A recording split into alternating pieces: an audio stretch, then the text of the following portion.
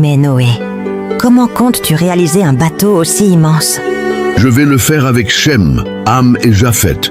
Ensemble, nous pourrons y arriver avec Dieu.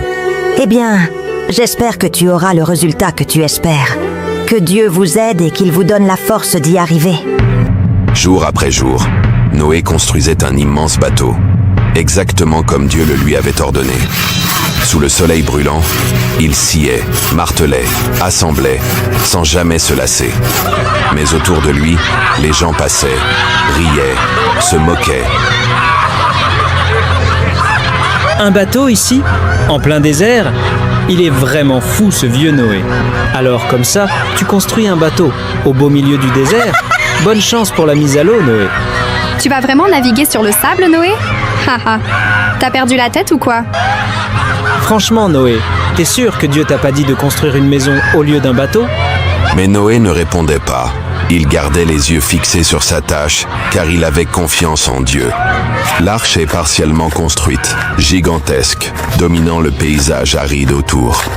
Cela fait plusieurs jours que nous travaillons maintenant, et je suis content de voir qu'on a presque fini.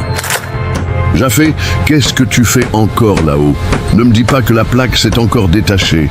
Oui, père, mais ne t'inquiète pas, je suis en train de la refixer comme ça. D'accord? Mais fais attention à toi, et n'hésite pas à demander si tu as besoin d'aide pour la fixer. D'accord, père.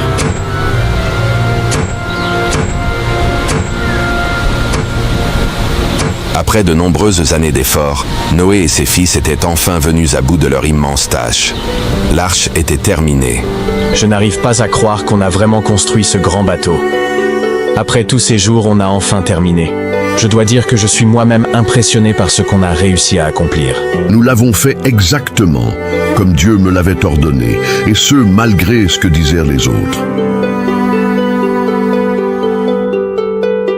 Lorsque l'arche fut enfin achevée, Dieu s'adressa de nouveau à Noé, prêt à lui révéler la suite de son plan. Noé, fais entrer dans l'arche 2 de chaque espèce vivante, un mâle et une femelle, pour qu'ils survivent avec toi.